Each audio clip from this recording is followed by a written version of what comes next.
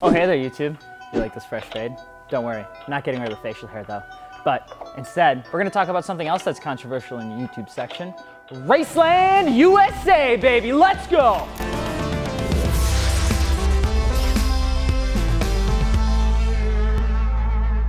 You know, when we first started Wheel History, we decided to go with XXR because everybody knew who they were. So why not do the same thing with our suspension history, Raceland?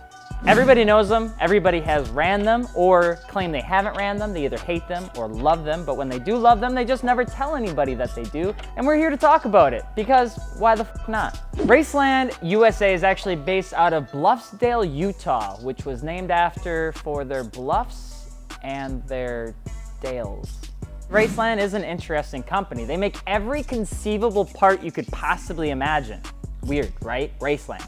They make coilovers, they have headers, they have bolts and lug nuts, they have wheels on their website, they even have air suspension that they're introducing. These guys are all over the place with their products, but you kind of have to know a little bit about their history to understand why they do what they do at a price point that's just it just doesn't make sense. And in case you've been living under a rock, Raceland is known for their suspension components, most notably how insanely cheap their suspension components are. Raceland is one of those companies that is just surrounded by controversy for the sole fact of their price, but we're not going to jump into that just yet.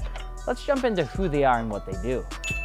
So Raceland designs, tests, and installs all of their products here in the United States, but it's unlikely that they actually manufacture these parts in the United States. A lot of customer reviews have stated that their products have come from overseas, most notably China. Now, that's not the worst thing in the world. Remember, a lot of cast wheels come from China. A lot of other things come from China. Probably the meat that you get at McDonald's comes from Wait, no, that doesn't work.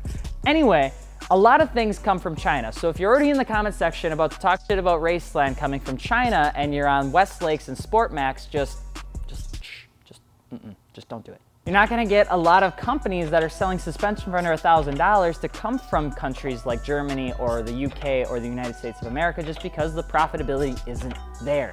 You're gonna have to get over it. You're gonna have to get okay with making things from China if you're looking for something with budget in mind. But Raceland does go an extra step. They repowder coat a lot of their products. They add epoxy powder coating to their springs to last longer. They CNC machine a lot of their materials for their spindles and things like that.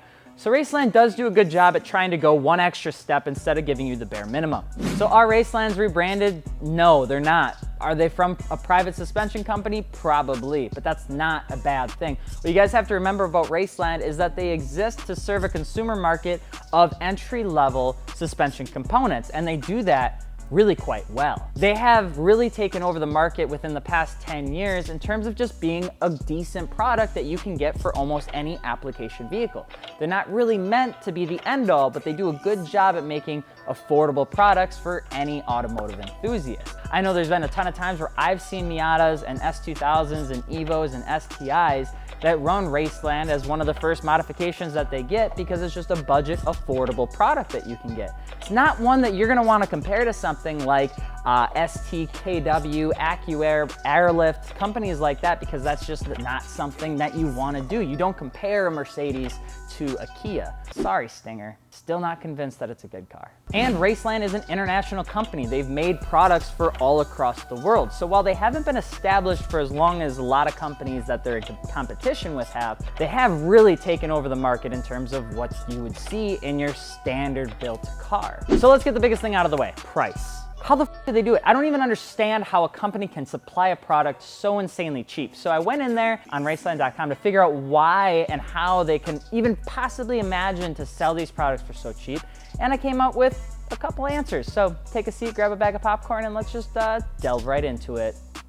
Raceland isn't a dealer style business. So in wheels and tires and suspension and things like that, companies or manufacturers host dealers. Those dealers then take the products and market them out to the wonderful world or internationally if they choose to, and that's how they sell it. So the manufacturer sells them to the dealer, and then the dealer raises pricing, and then they sell it to the customer, that's you guys, for an increased price point. Well, Raceland doesn't do that. In fact, they have absolutely no dealers. So everything that you're buying from Raceland is directly from Raceland. It's manufacturer to customer. So what that does is that cuts out the middleman. Now, this is where it gets a little finicky because Raceland states that markup for dealers is about the same price as it costs the company to make it. So if the suspension is $200, that the dealer is going to mark that up another $200, and they're going to sell that same, coilover for $400, where they're just selling it for $200.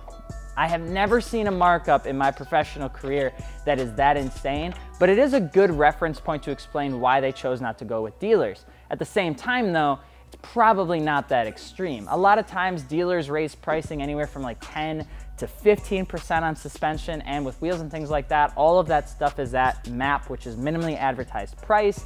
And so I don't believe that it's $200, but it's a good play based on Raceland because it allows them to undercut their own potential competition, and people have to go directly to Raceland. So it works out great for everybody except for anyone that wants to be a dealer. And on top of that, Raceland claims that they're better supported. And what that means is that their customer service is just better. You have less turnaround time, you have less problems with waiting with dealers to get information from manufacturers in terms of specs or spindle lengths and all that sort of crap. And what that ultimately allows them to do is just give better service. And that's something that Raceland does an absolutely incredible job considering who they're selling to and the price point that they're at. You really wouldn't be able to match this. They do next day shipping on a lot of their suspension components, if not 2 day. A lot of customers on forums have raved about how incredible and speedy Gonzalez style their service on shipping has been. And on top of that, people respond relatively quickly to Raceland. A lot of people that have concerns, they get answered pretty quick. So there's a lot of companies that could probably take a cue or two, multi-piece wheel companies, that could probably learn a couple things about responding quickly. On top of that, Raceland touts that they only have a 2% return rate on all of their products. Now, we're not able to compare that to another brand because they just didn't want to tell us. But to have a 2% return rate on a lot of products that are essentially entry-level suspension components, I'd say is pretty damn good. At the end of the day, Raceland is a quick, responsive, entry-level suspension company that just does a good job at doing what they say they're gonna do. Raceland's image has always been surrounded by suspicion and drama. Where are the kits made? Where are the springs made? Are they rebranded? Do they have issues with reliability or quality? Do they have issues with image or if they're made cheaply? And unfortunately, that's just the world that we live in. You're gonna have people that are skeptical about a brand that sells at a price that they do. It's the same reason that XXR has such high controversy in the market today. At the end of the day though, a ton of people rock XXRs. It's the same thing with Raceland, a ton of people rock them. And on top of that, when I went out on the forums, they really weren't that bad. A lot of people had a great time using their suspension components brought to you by Raceland. They enjoyed it. They thought it was a little bit more bumpy, but it lasted them a long time. They compared it a little bit better than VMAX, but not as great as anything like Bilstein or ST. So they fit the market, and judging by the people that actually use Raceland products, it does a good job. And you can't be mad at a company that does exactly what they say they're gonna do, that they're gonna provide a quality product that's gonna be entry level, that's gonna work great, that's gonna be constantly improving with great customer service and speed. It's like, what more could you possibly want? Raceland does a great job. If you want something more expensive like KW, ST, Airlift, or AccuAir, or something like that, hey, be sure to hit up fitmentindustries.com because, we sell those. So if you guys haven't been to our website at www.fitmentindustries.com, you can check up over 30,000 wheels and tires. We also have Airlift, we have ST, we have KW, we have Eibach, we have a couple different suspension brands. We have new apparel, which I'm not wearing because I forgot to wash my clothes. Rebecca, bro, wait, girl, wife, help me, please. I need to get my clothes washed. Be sure to check us out on the internet. We kind of are a big deal there. That's pretty much it. I'm Alex from Fitment Industries. We will see you later. Peace.